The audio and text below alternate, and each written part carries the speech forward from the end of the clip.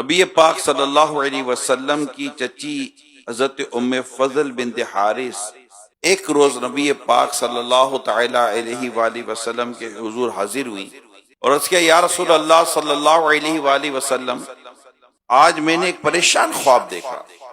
حضور نے دریافت فرمایا کیا؟ عرض کیا وہ بہت ہی شدید ہے، یعنی بڑا پریشان کرنے والا خواب ہے۔ نبی پاک صلی اللہ علیہ وسلم نے پھر فرمایا کہ وہ کیا خواب ہے؟ عرض کی کہ میں نے دیکھا کہ آپ کے جسم مبارک ایک ٹکڑا کاٹا گیا اور میری گود میں رکھا گیا۔ یہ سن کر میرے آقا صلی اللہ علیہ وسلم نے ارشاد فرمایا تم نے اچھا خواب دیکھا۔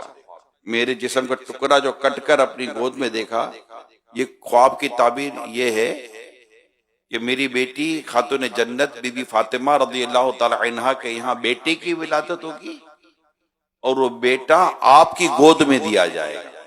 اس کی تعبیر یہ ہے۔